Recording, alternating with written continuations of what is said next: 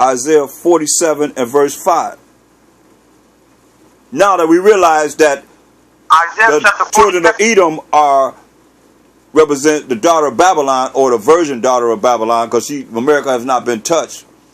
And America is the main source of the powers and authority, the structure that's set up in the world, the number one superpower of the earth.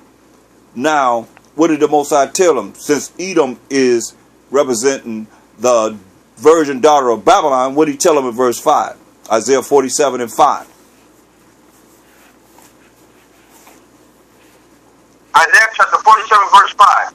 Sit thou silent and get thee into darkness, O daughter of the Chaldeans. For thou shalt no longer be called the lady of kingdom. So this is what has happened. The Most High told him to shut up and get into darkness, get into ignorance, not knowing. That's why they got the Discovery Channel, the History Channel, and really it's ignorant. Like you see what's happening to us. I was just looking at how, white men can have guns, rifles and all that right there in the police face. But here we are.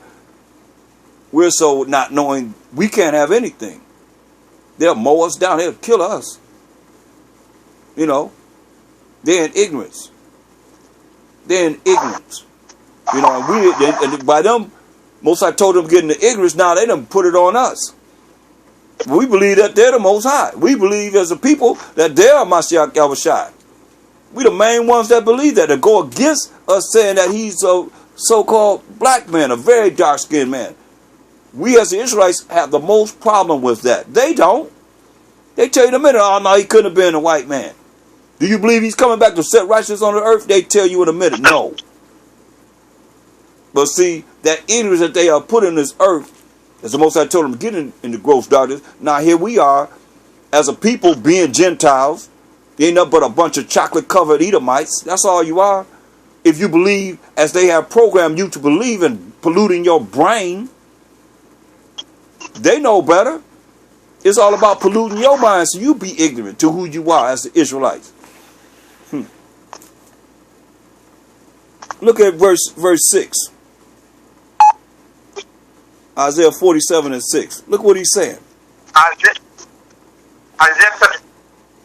chapter 47 verse 6. I was wroth with my people. I have polluted mine inheritance and given them into thine hand. Thou didst show them no mercy.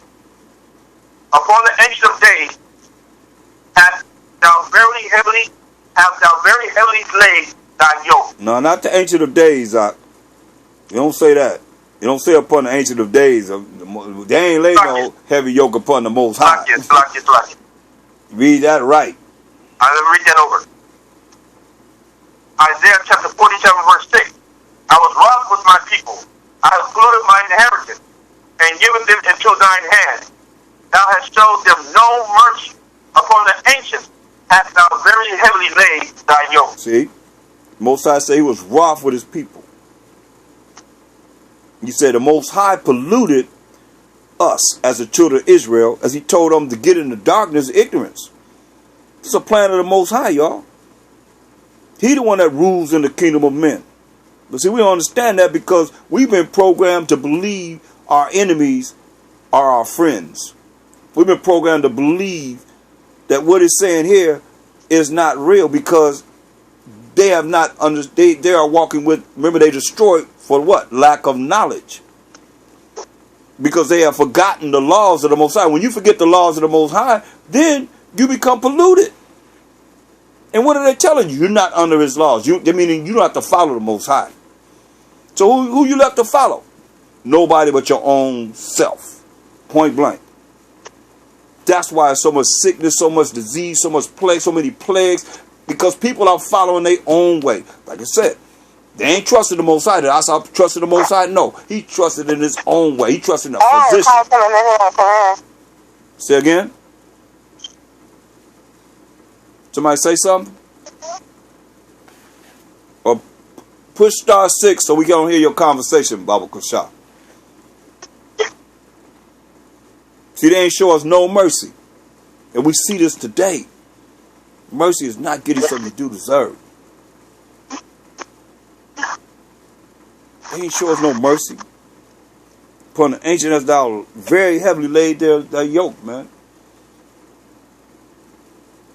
That's why you see old men have that yoke of iron around their neck. And how many older people are destroyed for what? Lack of knowledge. Don't even know who they are.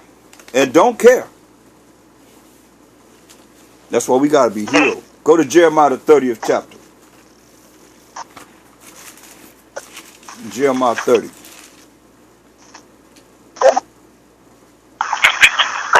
Jeremiah chapter 30 and 1. The word that came to Jeremiah from the Most High saying, thus speaketh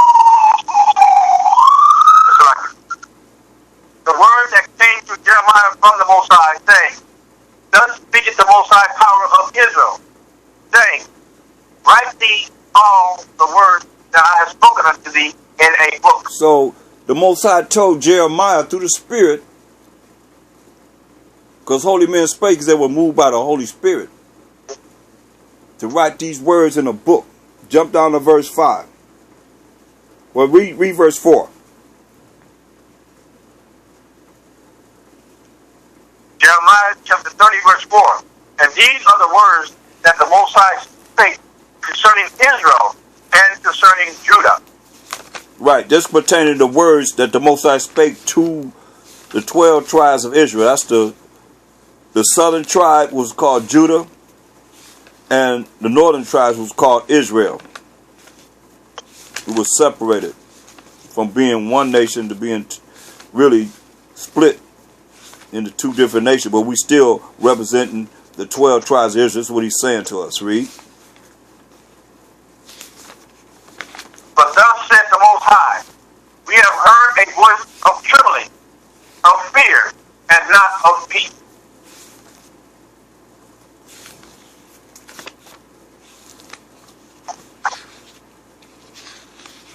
You gonna read on? Read on. Yes. Ask ye now and see whether a man. Ask ye now and see whether a man do travail with child. Wherefore do I see every man with his hands on his loins, Right. So. as a woman in travail. Right. And all the faces are turned into paleness. Right. So the Most High said, hey, why am I seeing this trembling? You know, big bad Israelites? Why are you trembling? Why do I see it? Why do I seem to see this man with his hand on his loins like a woman in travail, like a woman having a baby? Yeah. Contractions far apart. And here it comes again. Wham, hitting you up. Crying out. You know how strong it is? We don't know as men, but women know that have had children, that have went through hard labor pains. They say it's worse than you ever could imagine. A whole lot of pain. That's why I say he's using analysis of that to show you how this pain is going to be upon we the Israelites. As a man, like a woman in travail, I mean, that's a lot of pain. It's not. That's nothing to play with. Read on. Allah, but that day is great, so that none is like it. It is even the time of Jacob's trouble, but he shall be saved out of it. Hear that? It's the time of Jacob's trouble. That's what we're looking at now, brothers and sisters. This is the time of Jacob's trouble. But he's telling us that we're going to be saved out of it. So when you look at being saved out of it, what is he talking about? Because a lot of people say, I'm saved and filled with the Holy Ghost and speaking tongues and all that. No, this is being saved out of our trouble. This is what we got to be saved out of. To be saved, you saved. You ain't saved. Look at those 9 people that Edomite, that little 21-year-old Edomite went up there and killed in that church. You don't think they were taught that they were saved? This is being saved, people. Get Luke 1, 68 to 71. Just being saved. Because that's what they teach in the church, that we're saved. And yet still they go to Acts the 2nd chapter, but that's the Jews. Acts 2 and 5 says there were Jews dwelling in every nation. Coming to the Pentecost, day of Pentecost, which is the holy convocation of the Israelites, not no Gentiles. How are you a Gentile and that's talking to you? Give me a break. Read that. Luke chapter 1 verse 68. Let be the power of Israel, for he has visited and redeemed his people, and has raised up an horn of salvation for us. See? In the house of his servant David. See? Blessed be the most high power of Israel, not of every nation. For we have visited and redeemed his people. Using the Mashiach Yahushua, who's coming out of the family line or the lineage, the heritage of King David of the tribe of Judah. Go ahead. As he spake by the mouth of his holy prophets, which have been since the world began. Now we're looking at the holy prophet of Jeremiah. We should be saved from our... We're looking at the holy prophet Jeremiah, that he spoke by his holy prophets from the beginning. What did he speak from the holy prophet of Jeremiah? That we should what? That we should be saved from our enemies. That we should be saved from our and enemies. From the hand of all that hate us. And from the hand of all that hate us. That's being saved. That's why he said we're going to be saved. Jacob's troubled. I don't sound like no kindness and love and joy. There's a time that Israel's going to have trouble. But he said, the Most High says, we're going to be saved out of it.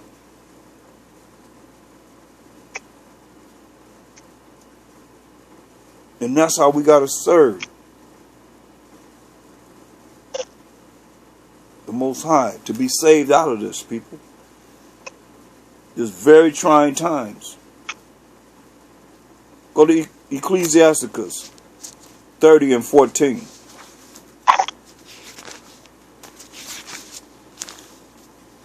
Because our people are sick.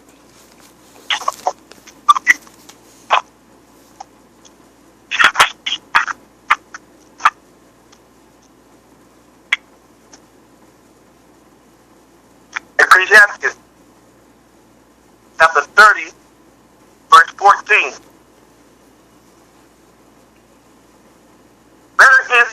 Better is the poor, being sound and strong of constitution, than a rich man that is afflicted in his body. Hear that? Better is a poor man, being sound and strong of constitution, of this word of the Most High. Hold it. Get Proverbs 12 and 8. Better is the poor, being sound and strong in constitution. Proverbs 12 and 4. Than a rich man that is afflicted in his body. See, a rich man that is afflicted in his body, his health is bad. Better is a poor man that's strong and stable in his constitution with the Most High than a rich man that's afflicted in his body, because his money can't buy him health. Only the Most High wound and heal. Proverbs 12 and 8. Proverbs chapter 12 verse 8. And man shall be committed according to his wisdom, but he that is of a perverse heart shall be despised. See? A man shall be commended according to what? His wisdom. His wisdom. But he that is of a perverse heart shall be despised. Yeah, he that is a perverse heart gonna be despised. That's why I say better a poor man with wisdom, because a man should be commended according to his wisdom. Better is a poor man with wisdom, the proper application of knowledge, than a rich man that are full of affliction in his body. Go back to Wisdom of Solomon. Ecclesiasticus 30 and verse 15. Ecclesiastes chapter 30, verse 15. Health and good estate of body are above all gold, and a strong body above infinite wealth. Hear that? Health and a good estate of the body are above all gold. That's riches, y'all. And a strong body above infinite wealth. Go ahead.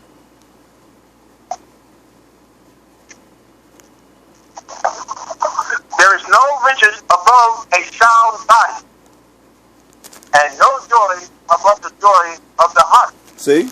So there's no riches above a strong body and a sound body. Solid. And no joy above the joy of the heart, of the mind. Read. Death is better than a bitter life, or continual statement. Wow. Most High said death is better than a bitter life. You know, a lot of people are bitter. They really are bitter. Say death better than their life. You can hear the bitterness. They just bitter about everything. Some people hold on to things for years and years and years and never let it go. Say death is better than that bitter life. And a continual sickness. You know, that you continually dealing with this. Proverbs 23 and 7.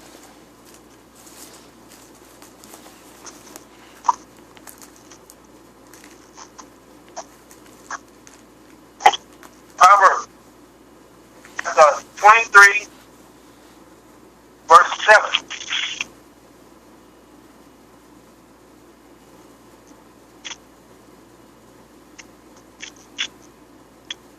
For as he thinketh in his heart, so is he. So as you think in your mind,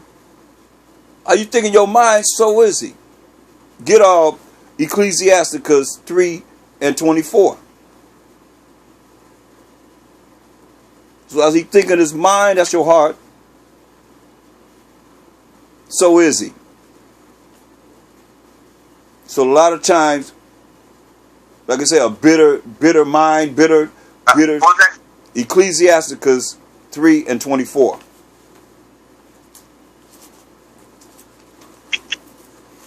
So these things hurt you. Ecclesiastes chapter 3.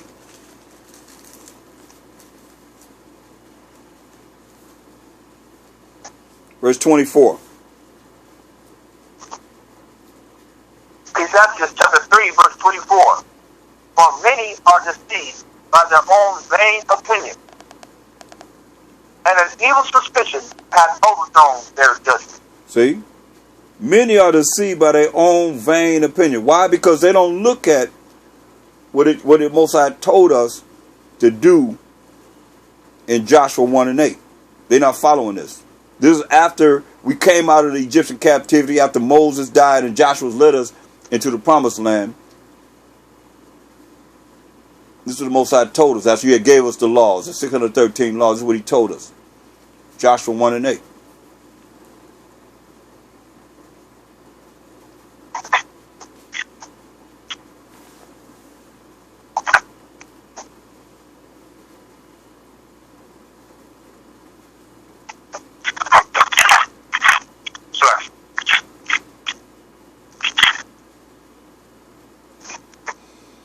Joshua chapter 1, verse 8.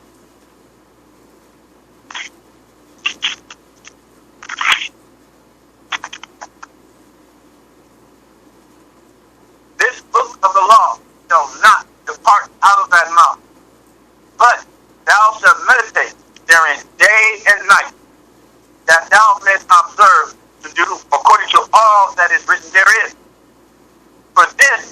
shalt make thy way prosperous, and then thou shalt have good success. That's right.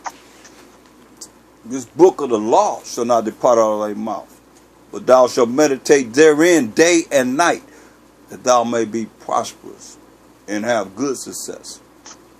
See, we supposed to be meditating on this laws of the Most High, the word of the Most High, that we may apply it in our life. That seems to be the most complicated part of all of this. To learn it, to live it, and to apply it in your life, so that you can see the prosperity that the Most High, and the good success that the Most High will bring upon us. If it's in health, if it's in finances, and in all matters of good success that the Most High sees fit through His power to bless us with, as we follow Him, as He's laboring to make us perfect. And you go against the grain, against Him, what you think will happen to you? Proverbs 17:22.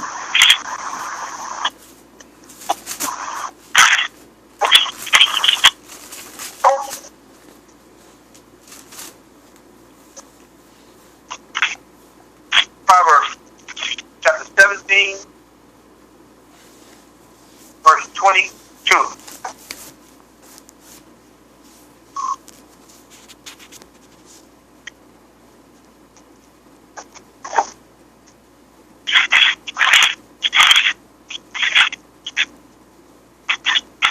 Heart doeth good like a medicine, but a broken spirit dries the bone.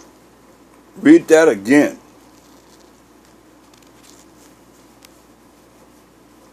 Proverbs chapter 17, like verse 22. A merry heart doeth good like a medicine, but a broken spirit dries the bone. See that? It says, a merry heart or mind doeth good like a medicine. Then, you know, go to Ecclesiastes 30 and 21. It's like a medicine, but a broken spirit drieth the bones. You know, you're so down on your own self, or down and out behind what it is that you allow to happen. But read this. Just bring a balance here. Ecclesiastes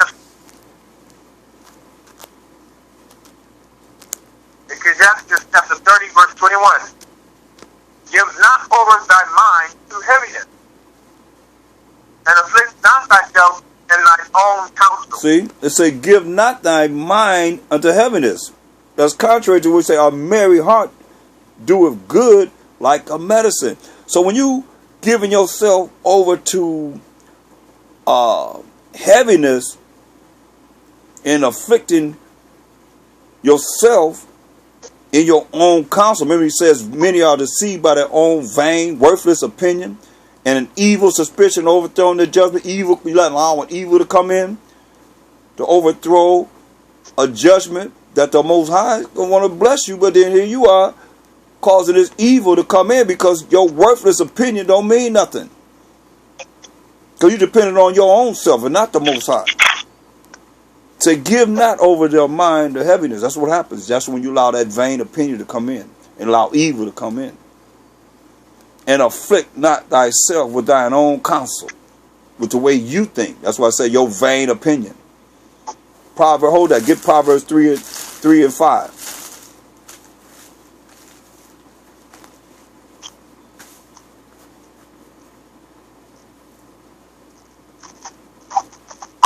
Proverbs chapter 3, verse 5.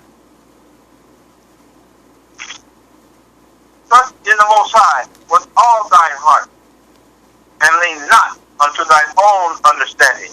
That's right.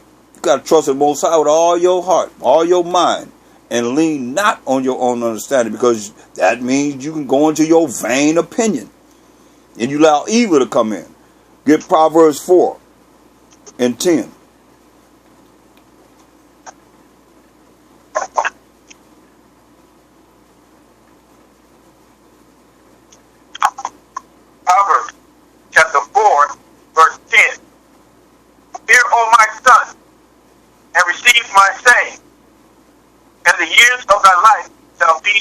Hear that? Hear,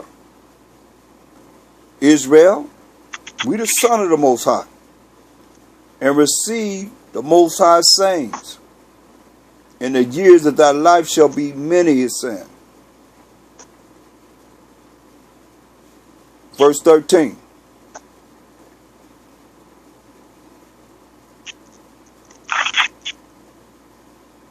Take fast hold of instruction. Let her not go. Keep her, for she is thy life. That's right, man. He say, take fast hold of instruction. And instructions mean we're going to have to be told what to do. Let her not go. Keep her, for she is thy life. Go back to Ecclesiasticus 30 and verse 22. Ecclesiastes chapter 30, verse 22. The gladness of the heart is the life of man, and the joyfulness of a man prolongeth his days. See? It all coincides. It said the gladness of the heart, the mind, is the life of man, and the joyfulness of a man prolongeth his days. Read.